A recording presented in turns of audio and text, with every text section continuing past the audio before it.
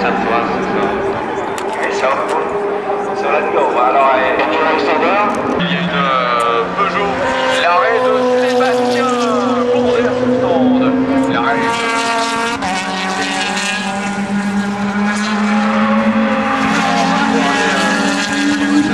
On reste à côté du stand de la Lola Aston Martin 008. Et on travaille toujours sur l'arrière de la voiture. Le moteur a été retiré. On est arrêté normalement, il n'y a pas du tout de problème. Il va repartir dans un instant le pilote François avec un train de pneus brisé. Il était à 23 secondes, 244 de la voiture de tête. Sébastien reste au volant ou non? Oh, oui, Vincent Servetioula, oui, absolument, on va être formel. Nous n'avons pas vu la portière s'ouvrir pour en tout cas laisser un pilote en sortir et bien d'autres s'engouffrer. L'habitacle de la Peugeot numéro 8, phare allumé qui repart.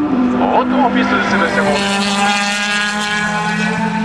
Et voilà, Sébastien qui passe à hauteur de la Lola Aston Martin 008. Pour laquelle nous n'avons pas d'explication encore. On va remettre le capot. Oui, on remet le capot moteur.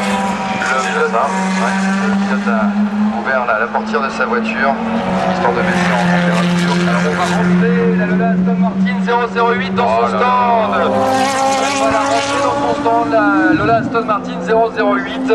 Après un ravitaillement carburant, une vérification, on avait retiré le capot moteur. Et voilà. À quelques minutes de l'arrivée maintenant, cette voiture que l'on place dans le fond de son box. 008 is in garage. 008 is in garage. Alors cette voiture est en 13e position, elle a encore une marge de 5 tours. Son d'avance par rapport à la numéro 33 qui est la moteur John Deere Assisted, c'est là. La numéro 13, toujours en proie des problèmes liés entre l'embrayage et les changement des boîtes de vitesse. La numéro 13 est toujours en 9e position, alors que le Barati Epsilon, le team de Michel Lecomte, va dans un instant accueillir la Zytec de Juan Barrazi, Stuart Mosley et pour l'un des tout derniers ravitaillements. Également pour l'instant dans leur stand, on va le rappeler indépendamment de la 13 qui passe 9e, le numéro 15 passe en 9e position, on va s'en sortir à vous. Ouais, on va avoir des ciments sur le capot avant, sur le capot arrière, ça ne sent pas bon du tout. Et oui, de l'huile effectivement sur la piste, on le voit avec cette Lola Aston Martin 008 qui a été placée dans le fond de son box, et ça ne sent pas très bon. Sur le moteur et toutes les parties de cette Lola Aston Martin. Alors Vincent, puisque vous dites dans quelques minutes ce que nous allons faire, c'est un passage par les écrans publicitaires. Voilà, on va regarder le grand écran. Vous voyez pour l'instant de Ferrari, baguette magique, ça va disparaître pour laisser des messages et après, baguette magique à nouveau, ça revient pour les images de la course. La pub tout de suite.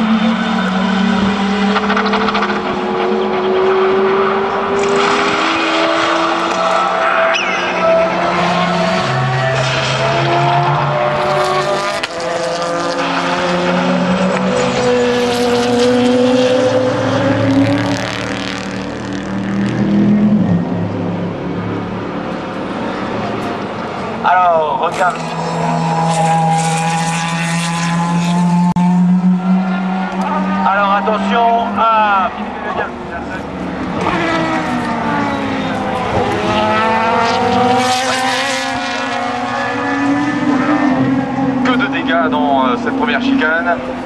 Avec la Porsche RS Spider en numéro 5 qui était en deuxième position pour les voitures de la catégorie LMP2. Voilà, effectivement, bien avant, même d'ailleurs dans la chicane. La voiture a piqué sur la gauche.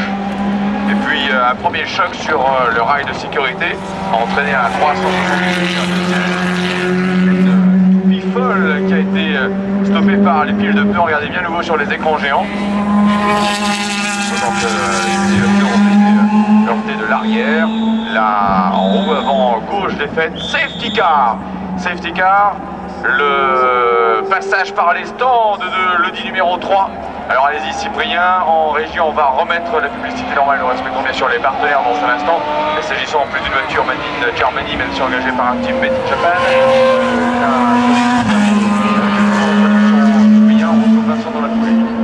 Ganz starker Unfall auf den Graden der Inot hier.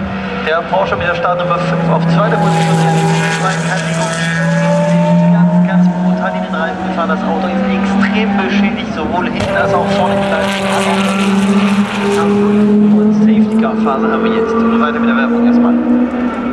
Vincent, c'est vrai, je vous en prie. Oui, Bruno Van Destik avec effectivement tout le staff de la Porsche numéro 5 qui est dans le fond du stand et qui regarde avec attention les écrans pour essayer d'en savoir plus. Mais ça, on s'en doute, hein. Le numéro 3 au boss, on va changer le capot avant pour cette voiture. Il n'y aura pas de changement de pilote. Le ravitaillement carburant vient d'être terminé. On vérifie. Ah, attention, deux Peugeot au stand avec la numéro 7 et l'arrêt de la voiture de tête. L'arrêt de la voiture de tête, la Peugeot numéro 9. Changement de capot pour le numéro 3. Ah, alors que la numéro 9 s'était arrêtée il y a 3 minutes à 13h25. Oui, mais nous allons dire que voilà, elle repart. La numéro 7 qui s'était arrêtée avant repart juste après. Donc là, considérons que chez Peugeot, on a choisi de modifier et adapter la stratégie en fonction de la durée de la neutralisation. Allez-y Vincent.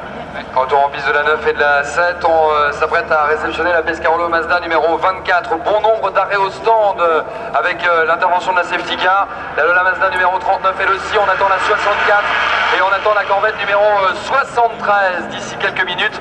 Et je vous en dis plus sur la Lola Aston Martin 008 qui est toujours immobilisée à son stand. Le pilote Seiji Hara est conscient, vous l'avez vu peut-être ces derniers instants avec les images reprises sur les écrans géants.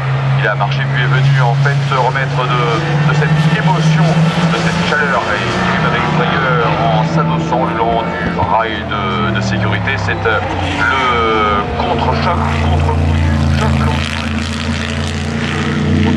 tout va bien pour Seiji Hara, nous dirons, pilote indemne, bien sûr, choqué, c'est clair. Mais oh, attention à l'arrêt cette fois-ci des Racing Team Sébastien de passer en deuxième position des LMP2.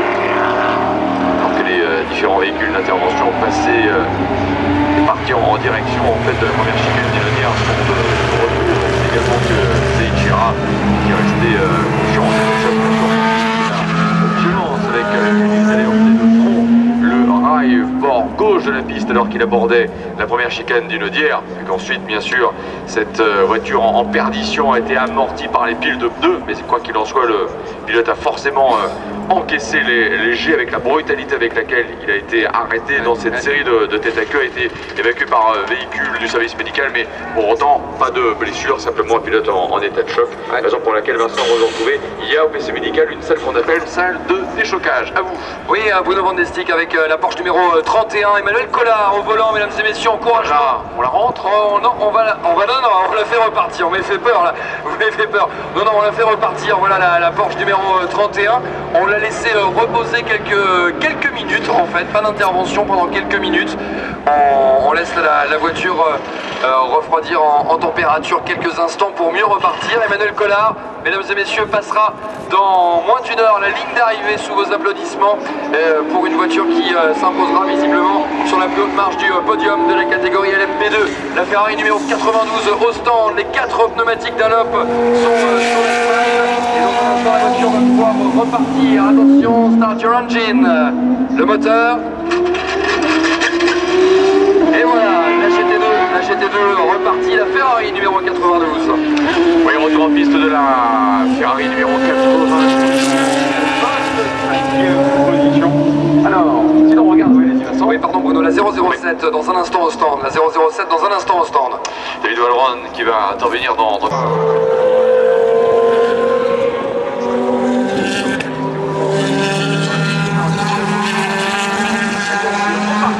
Pendant ce temps, avec un jeu de chassé, croisé,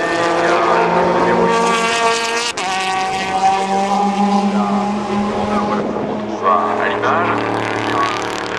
Très rapide pour ceux qui sont fans de MotoGP.